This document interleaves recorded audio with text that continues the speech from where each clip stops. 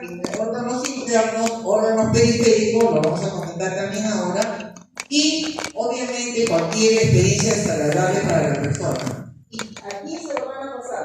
Aquí es estructura anatómica.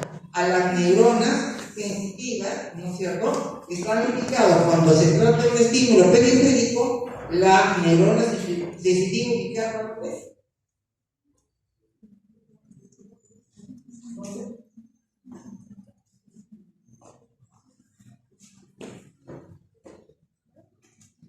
Entonces, vamos a ver, la primera neurona sensitiva está ubicada en el ganglio de la raíz posterior, ¿sí? Entonces vamos a ver después esquemas que nos pueden hacer recordar este tema. Entonces, la nocicepción es un proceso, ¿de acuerdo?, que va a consistir en un viajar del estímulo dañino, doloroso, de agresión, etc. Ok, gracias a adecuados nociceptores, porque también si nuestros nociceptores se alteran o se lesionan, y puede suceder un paciente quemado. El paciente quemado, vamos a ver, experimenta un dolor intensísimo. Ustedes no sé si han visto alguna vez un quemado o grandes quemados, y es una persona que está quejándose de dolor porque sus receptores se han alterado. No solamente se han quemado, sino al alterarse, la percepción ya no es la regular, sino puede ser muy incrementada. Por eso a la persona, el síntoma más importante para ellos es el dolor. Posteriormente a esto, la información sensitiva, y acá quiero hacer una aclaración, algunas veces puede ser traducido como sensorial, y eso hay que tener alguna dificultad, porque a veces como lo sensorial son los sentidos. Entonces, cuando hablo de audición, de visión, de olfacción, son los aspectos sensoriales. Pero la traducción de adecuadas literatura puede hablarte de una información sensorial, refiriéndose al aspecto sensitivo. Entonces, una vez que desde los receptores van a viajar a través de la vía nerviosa, y vamos a ver por la ruta, es que tiene que llegar a la médula espinal para que puedan utilizar los tractos anatómicos que son para ellos, ¿de acuerdo? Y llega finalmente al sistema nervioso central para que pueda ser percibido, interpretado y pueda darse la respuesta conveniente para este estímulo. Entonces, las etapas de la nocicepción son 4. Uno es la transducción, otra es la transmisión, la otra es la modulación y la otra es la percepción.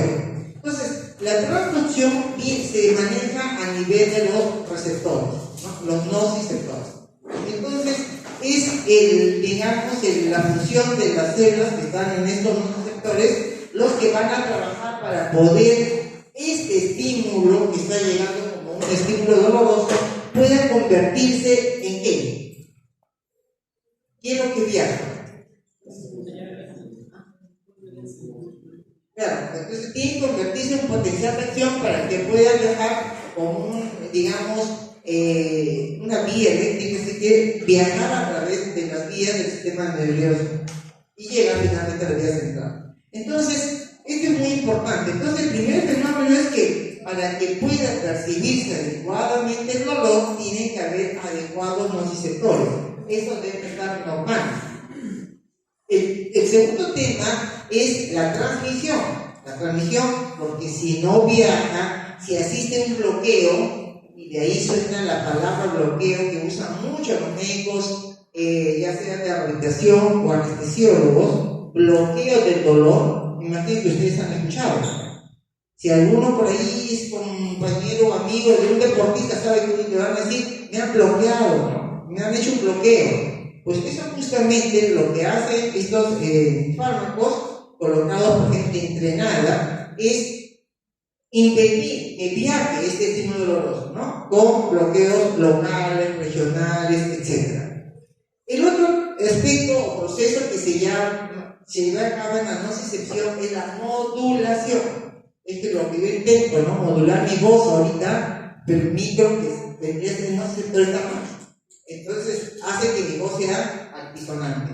Igual, entonces la modulación viene ser digamos, la acción, ya sea propia del individuo, o puede ser una interferencia de medicamentos que van a procesar, van a modular que este dolor pueda ser llevado de forma disminuida, ¿se entiende? ¿No? Esa es la idea. Y la percepción, finalmente, a nivel del sistema nervioso central, el estímulo es interpretado como digamos, aspecto desagradable, que viene a ser la percepción que ha percibido la persona. Entonces le hace recordar al individuo en una experiencia anterior que eso es bastante desagradable. ¿De acuerdo?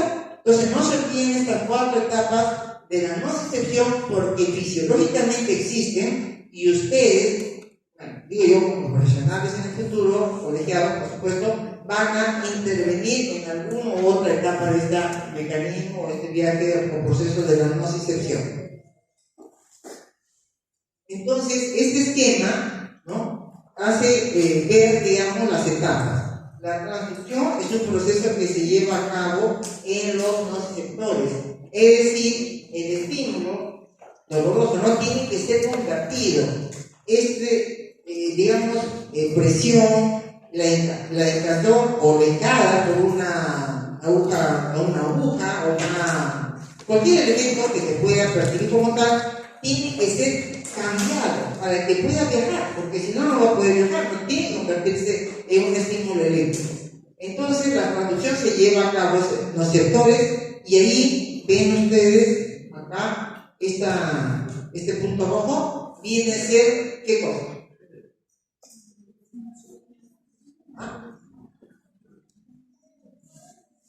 Ya lo hemos comentado. ¿Es?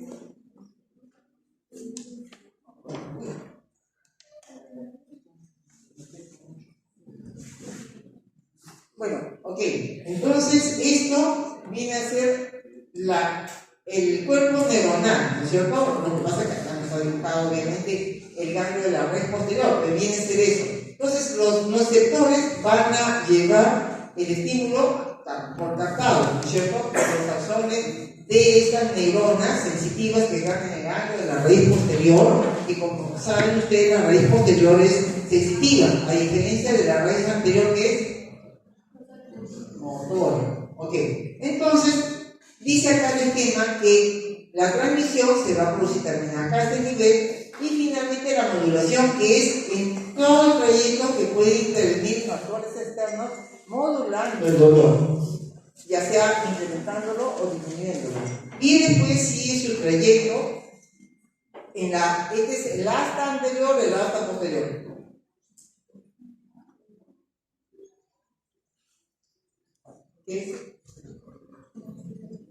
Si acá tengo el ganglio, la raíz posterior, esto es asta anterior o asta posterior. Posterior. Todo lo que tiene a ver sensibilidad es posterior. La mitad de la médula se divide en posterior y llega a la parte anterior.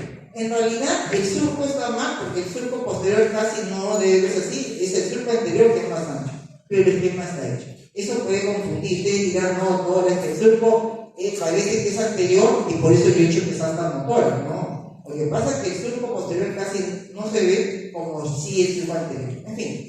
Entonces hace posta donde está el segundo cuerpo neuronal, en el asta posterior, y luego se descruza y viaja como el llamado tracto espinotalamo. ¿De acuerdo? Para poder hacer ese viaje, utiliza por lo tanto fibras nerviosas y fibras nerviosas de diferentes calibres. Una son las denominadas terminaciones nerviosas o fibras aleta y las otras son las fibras C, que vamos a ver cuáles son las diferencias. Entonces acá está el esquema, los demás ya ubican mejor. Acá tenemos el estímulo nociceptivo, viaja a través de los axones que son de la primera neurona sensitiva en el ganglio de la raíz posterior. Por lo tanto, sí es un viaje en las astas posteriores, que siempre se grafican porque son así más delgaditas que las anteriores del motor. Y acá hay el cuerpo de la segunda neurona sensitiva. Y viaja, ¿no? Dependiendo del estímulo, acá se ha hecho un fenómeno local y hay una respuesta local, ¿no? De retirada en este caso, un arco reflejo casi. Entonces, la segunda neurona sensitiva está ubicada en la llamada sustancia gelatinosa en el asta dorsal de la médula espinal, ¿sí? Lo que acabamos de ver. De allí ya hemos comentado que se eleva o asciende como haz espinotalámico. ¿Oye? Ok.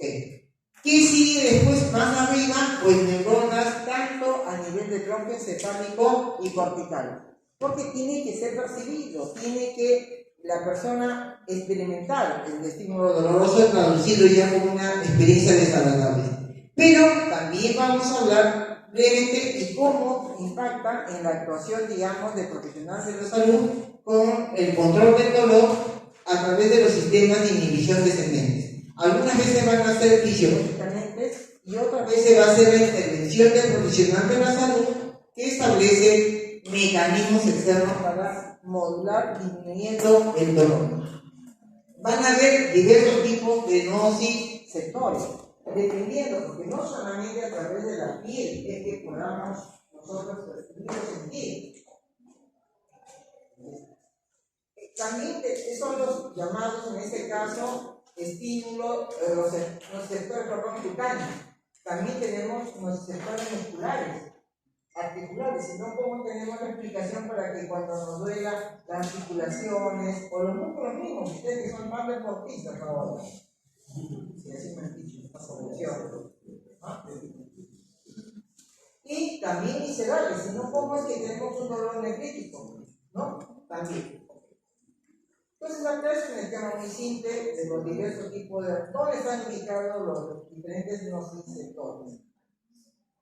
Entonces tenemos los nociceptores cutáneos. Estos son terminaciones nerviosas libres, ¿sí?, que están ampliamente difundidas en toda nuestra piel. ¿Qué caracteriza a estos nociceptores? Los de la piel. Y ustedes pueden saber, en realidad, que tienen un alto umbral de estimulación. O sea, para poder ejercer el dolor tiene que haber un estímulo bastante fuerte.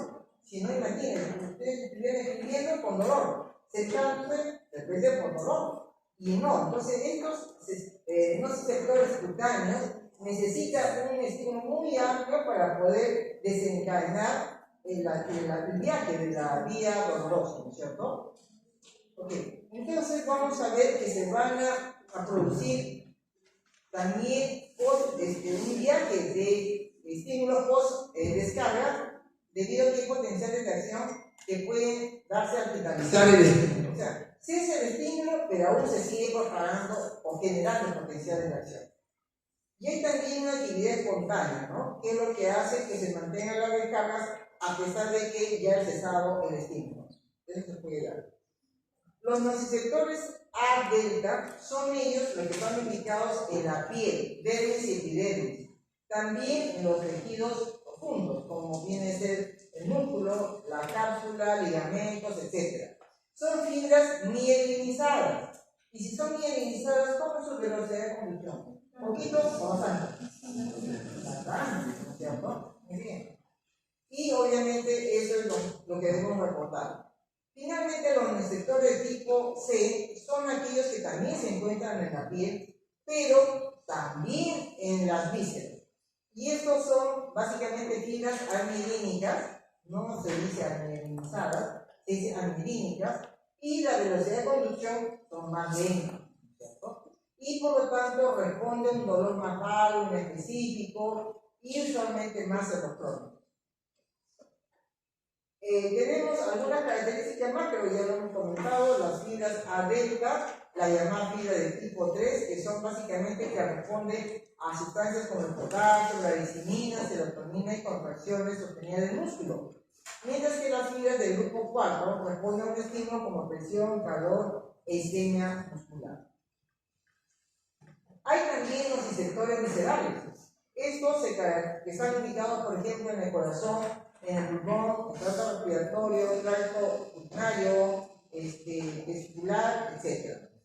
Tiene algunas características. Tiene un alto umbral también al estímulo nociceptivo, de tal manera que no es fácil que aparezca dolor. Eso quizás tiene una explicación por la cual usualmente no tenemos dolor a pesar que hemos hecho una gran ingesta de alimentos y nuestro organismo pues sabe que no va a doler cuando comemos normalmente, por lo que tiene un umbral muy alto. Esa es la explicación.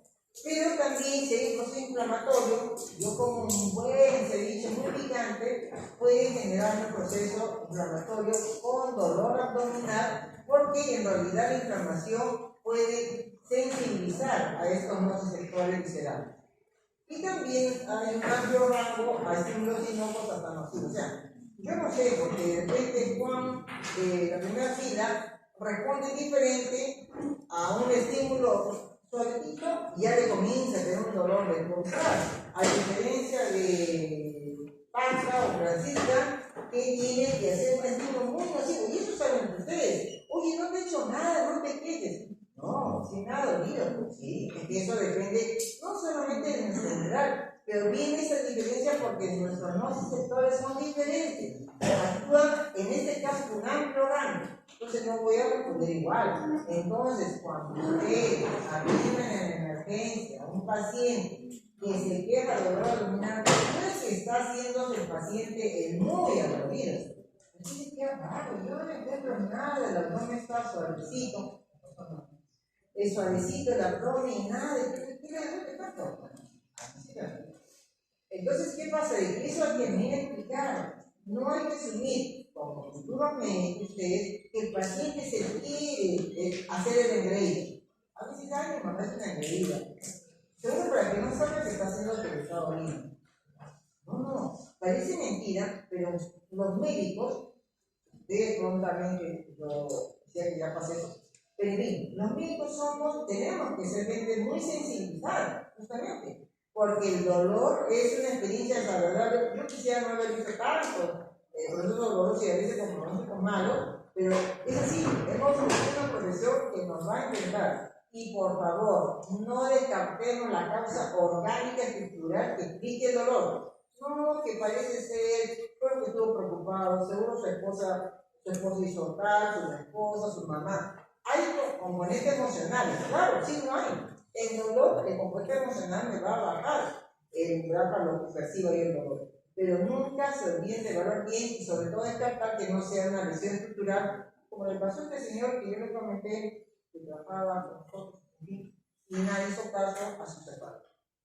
Muy bien, transducción, entonces, les decía ya, que es el mecanismo que se produce a nivel de los nociceptores, para que pueda convertirse ese estímulo que ha llegado en un estímulo nervioso y pueda viajar como un potencial de acción.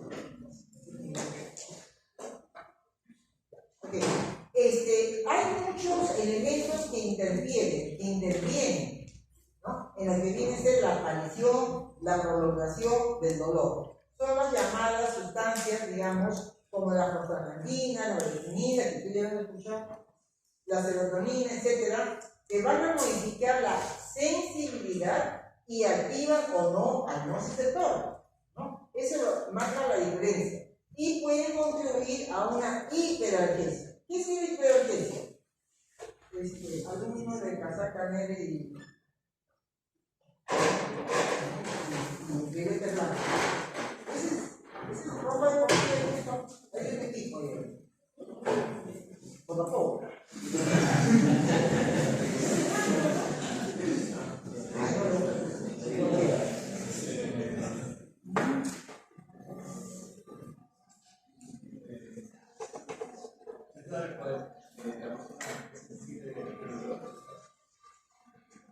Pero ¿qué? Hiper. A ver, si estamos en inflación, está bien. Pero cuando estamos en hiperinflación, es la inflación que no espera, ¿no? Que está mal de la cuenta. Igual es eso. Lo que pasa es que te quitan entretenido por tu laptop, que por eso te interrumpí. Ok. Pero bueno, si estás anotando, me parece bien. Y si no, me parece bien. Ok. Entonces, la hiperalgesia es una situación que a veces tampoco la podemos comprender. Mire, ¿cuántos factores pueden interferir en la intensidad, lo que es? No el estímulo. El estímulo puede ser chiquito y el dolor es tremendo. El estímulo es grande y la gente no. Es muchos factores que intervienen, por eso el dolor es una especialidad o subespecialidad que algunos optan por manejar, ¿no? un reto realmente. Entonces, hay mediación periférica del dolor grave, no solamente porque están las estructuras anatómicas alteradas, sino también que se van a dar la participación de sustancias que interfieren en que este sea mayor, por eso se llama hiperalgesia. Es decir, el estímulo es como X, te debería doler como X, pero el estímulo es como X, en hiperalgesia la respuesta es como 10. Eso es, a un estímulo la respuesta es mayor, a eso se llama hiperalgesia. No, te duele más porque el estímulo es más, no, sino es un estímulo que desencadena, que debería desencadenar un dolor de un cierto tamaño, vamos a decir, intensidad, pero es más. Esa es la hiperalgesia, ¿no? Entonces vamos a ver también que hay otras sustancias y cómo es que interviene en la génesis del dolor que pueda ser percibido como normal. El dolor no es normal, ¿no? O cuando a veces tú dices, no, señora, ¿por qué viene con dolor de cabeza? No, como neurólogo, por cefalea, con dolor de cabeza. Ah, ok. Sí, doctora, muy intenso, antes me dolía. No. ¿Hace cuánto tiempo? Hace un mes. Recientemente, sí. Bueno, antes me dolía normal. No es normal, ¿no? Lo que pasa es que cuando no tiene migraña es muy importante esa pregunta. Pero las personas dirán, antes lo toleraba, ahora no lo tolero. Entonces siempre hay un factor interviniente que hace que la enfermedad sea la misma, pero con diversas modulaciones, diversas intensidades. Va a depender de muchos factores. Y obviamente los factores que son estructuras o estímulos químicos que van a intervenir también es importante. Entonces vamos a ver que ya hemos hablado de las terminaciones nerviosas libres, cuáles son las diferencias, diferenciando las fibras A delta de la T. Ya sabemos que las A delta son las que llevan o participan en el dolor agudo, mientras que las fibras X, cuya velocidad es mucho más lenta a nivel de una constante, son responsables de que ya hacen llevar el dolor crónico. Por eso, como el dolor crónico se perpetúa también, ¿no? La velocidad es mucho más lento que un dolor agudo, felizmente, porque el dolor agudo suele ser la expresión de que algo está mal en nuestro organismo, una vez más. Entonces, los procesos neurofisiológicos que intervienen. En el caso de la transducción, viene a ser esos estímulos nocivos, ¿no es cierto?, que se transforma en potencial de reacción, porque tiene que transformarse, si no, no viajaría. El tema, cuando llega ya a nivel del cuerpo de la neurona sensitiva, allí también puede convertirse, puede ir viajando, puede ir modulando, y durante todo el proceso del viaje del dolor, la modulación se va a dar, ¿cierto? Y finalmente, al final, a nivel del sistema neuromuscular, la percepción que es la experiencia emocional que va a darse frente al estímulo doloroso. Tenemos dos rutas. Para el dolor agudo tenemos la vía neoespinotalámica y para el dolor crónico una paraespinotalámica, pero finalmente la vía que lleva a la espermatogenesia es la espinotalámica. Vamos a ver si funciona bien esta. Este es un gráfico, seguro que ustedes que son tan nacidos a las herramientas virtuales ahora, pueden acceder también. Sería bueno que lo repasen. Vamos a ver si no me sale nada mal. Acá lo que está... Eso cuando es tan dinámico. Entonces, hemos dicho que la primera neurona está aquí. Este palito aquí, fácil. Es una primera neurona. ¿Dónde está? En el ganglio de la raíz posterior. ¿Okay? Lo que pasa es que esto es una expresión de anterior, por su anterior, las trazas anteriores son más anchas que posterior. Llega a la sustancia gelatinosa de Rolando, que viene a ser el asta posterior. Entonces tenemos que acá está el cuerpo de la segunda neurona. Y se va a formar defusándose, ¿no?, en la parte lateral el haz espinotalámico, ¿no?, lateral. ¿De acuerdo? ¿Y por qué se llama espinotalámico? ¿De dónde viene el nombre?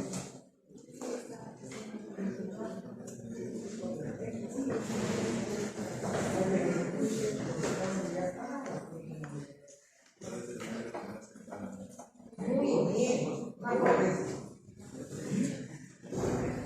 Te levantas. Ok, entonces, el asesino básico es porque comienza en la médula y termina en lo de la pero finalmente donde tiene su nombre lateral porque va por los cordones laterales. La diferencia entre el cordón y esta, ¿cuál es?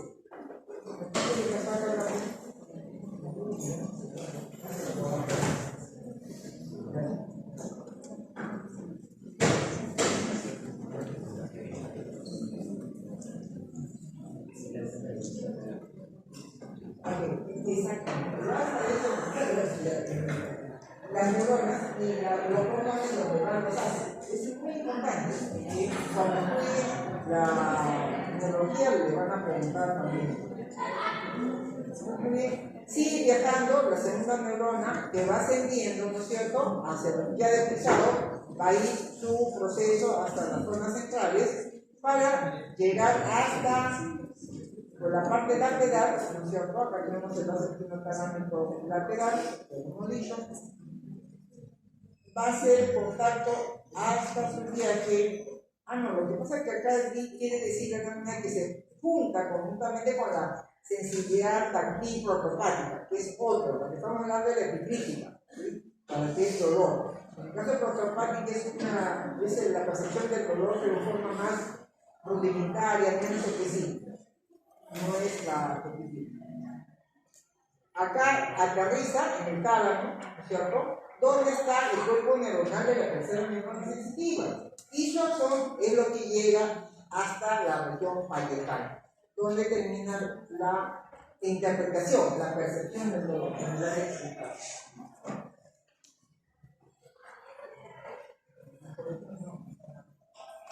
Ok, entonces, ustedes recuerdan que había una representación somática para lo que es la vía motora.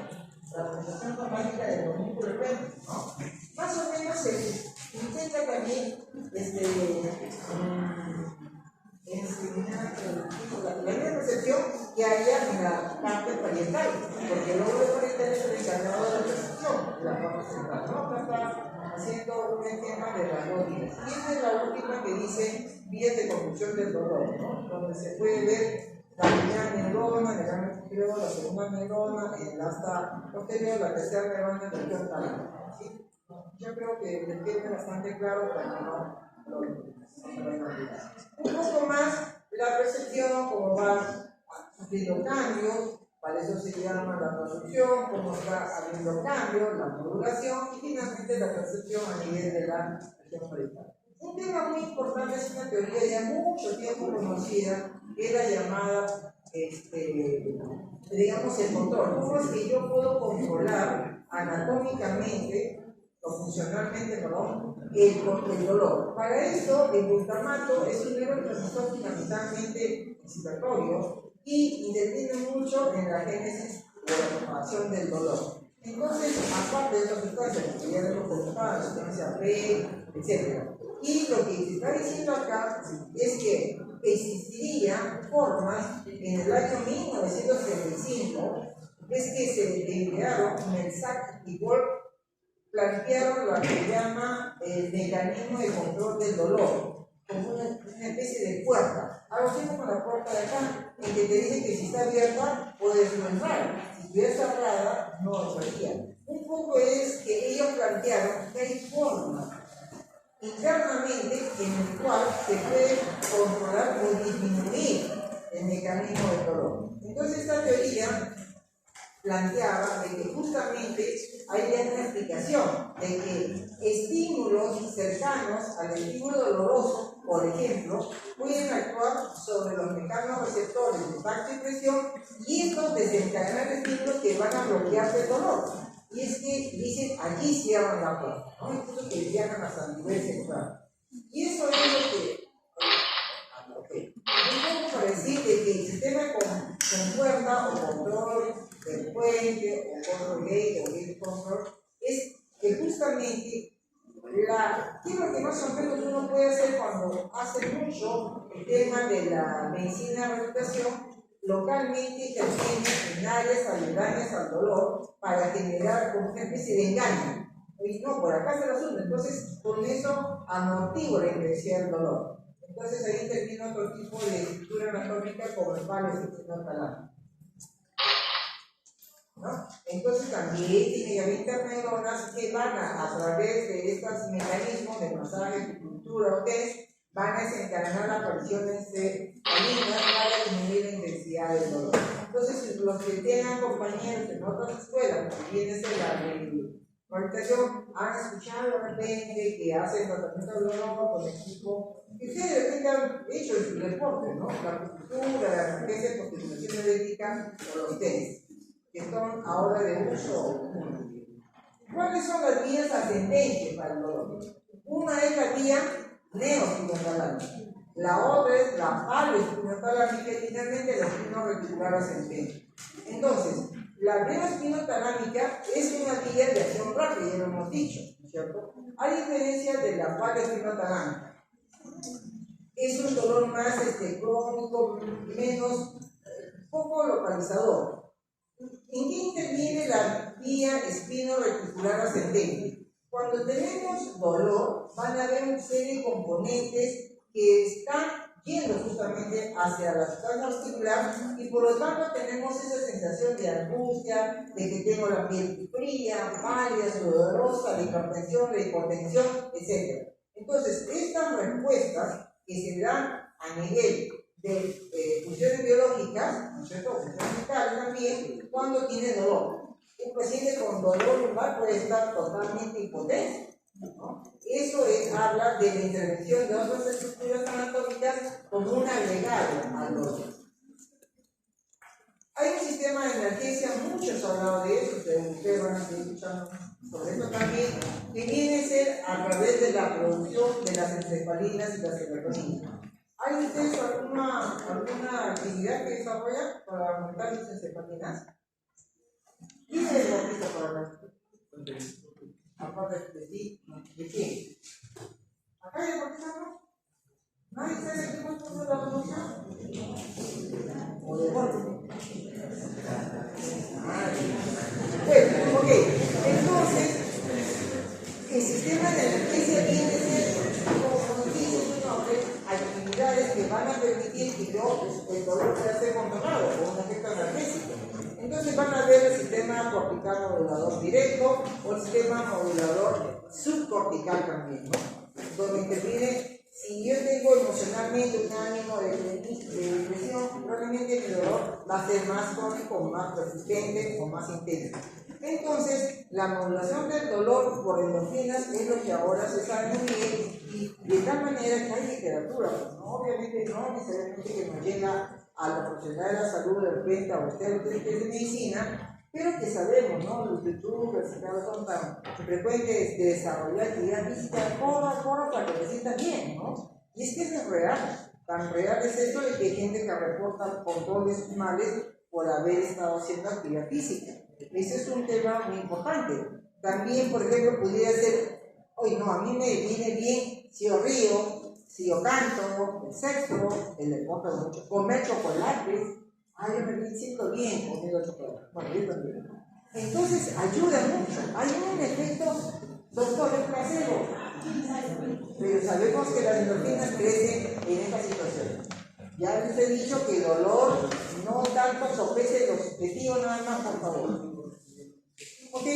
Y estos sistemas hay estructuras anatómicas que intervienen en el sistema de analgesia, como es la sustancia gliceriana, núcleo máquina del cráneo y núcleo reticular para gigante celular, el complejo inhibidor del dolor, que ustedes con tranquilidad lo van a ver en su casa para que cuando venga la prueba ya la puedan esquematizar bien. Entonces, sobre las encefalinas y las endorfinas, ¿qué son? Opioides endógenos, ¿cierto? Y qué bien que sepamos porque es la forma como podemos a las personas que adolecen de dolencias no curables, degenerativas, quizá pudiera ayudar a controlar sus molestias. Un poco cuando le decía sobre hiperalgesia, y vamos a hablar sobre este tema. A pesar de que tengo muy poquito, normalmente yo tengo este umbral, ¿no? Pero ¿qué pasa cuando yo tengo una lesión que me lleva a un destino receptivo? Bueno, pues normalmente que haya dolor, pero viene a ser la hiperalgesia un fenómeno en el cual, por ejemplo, la alodinia es en su expresión total. Sin estímulo hay dolor. Entonces, la alodinia es una respuesta normal. Y no significa que el tejido está normal, pero hay dolor. Eso se llama, o es alodinia.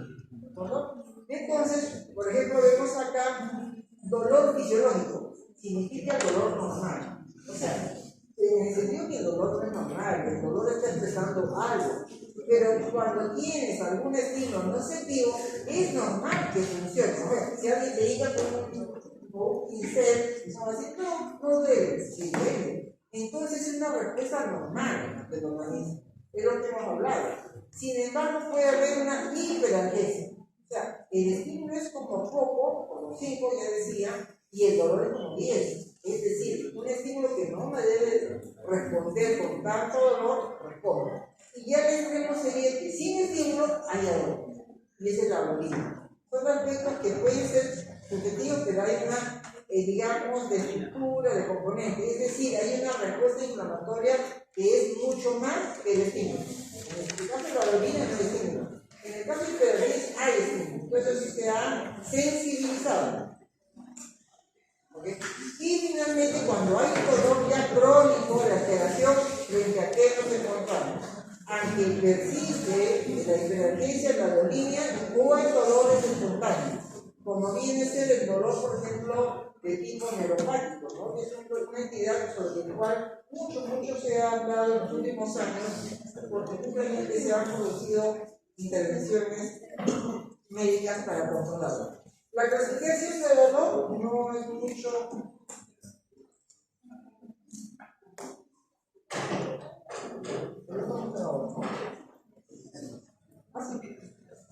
Ok, para entender, la clasificación puede ser por intensidad, por tipo de dolor, por su duración, ¿no? Por su ubicación, etc. ¿No? Acá hablan de dolor periférico, hay diversas estructuras, por ejemplo, que pueden intervenir de dolor, y eso es solamente lo más frecuente, ¿no? Me he hincado, me he quemado, pues son periféricos. El dolor central o profundo, por ejemplo, es un dolor, como en el caso de los dolores viscerales, que es lógico.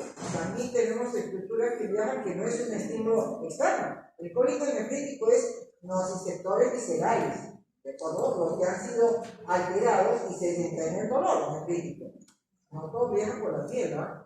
El dolor nociceptivo, que es el dolor normal, ya decía. Porque un estímulo va a haber dolor, ya sea que sea el estímulo somático, cutáneo o visceral. Y viaja por la vía nociceptiva. Y tienen que nada más mencionarles del dolor neuropático. Y ahora todo el mundo es dolor neuropático. ¿Y qué le dan? Pues el fármaco A, el fármaco B, y si aparece el fármaco C, igual.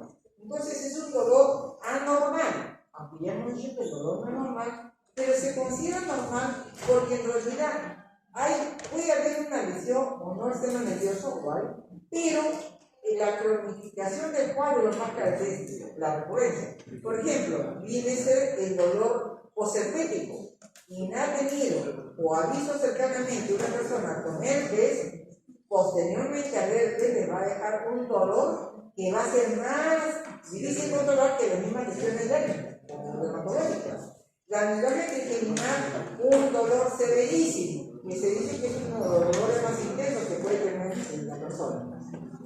Entonces lo que hay es falta total de relación causal entre la lesión tisular y el dolor. ¿De acuerdo? O sea, puede ser también dolor neuropático en discopatías lumbares, ¿no? Que son frecuentes cuando se hace mucho deporte o por traumatismo.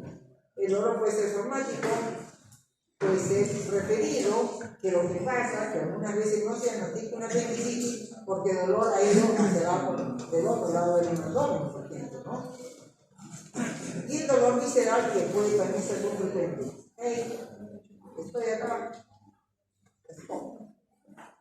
Si tienen, no atienden, pero no conversen, porque yo les he dicho que yo sí estoy distraído. Ok. El dolor visceral, ¿no? Ya sea que es un dolor vago, un poco referido o referido, que es el gran problema para el médico. ¿No? ¿Y cómo medir? Bueno, brevemente nada más. ¿Tiene dolor? No. Es ligero, es poco, mucho. Entonces la gente lo que ha inventado ha sido la prevención de escala. Por ejemplo, un niñito de 8 años. Bien, ¿no? Puede ser. Pero ahora los pacientes muy anecdóticos. Ahora los pacientes, doctor, esa niña, la primera que me dio dolor era como 5 sobre 10. Esta tecnología. Porque ya saben que esas escalas existen. Y seguro que la han leído. Buenas noches. ¿Qué pasó? El otro se desmoronó. Ok, entonces puede ser esto, ¿no? A la lógica visual en que puedo decir dónde está mi dolor. Y así, por ejemplo, estarán si se sacan un 20 o así cuando me salga el calor. Pero no es malo, entonces, el asunto es que los niños, ¿cómo te duele? ¿Cómo tenés tu carita? Voy a enseñarla, ¿no? Ahora somos, si ustedes tenían más pequeños, me imagino que saben eso muy bien. Muy bien. Ok.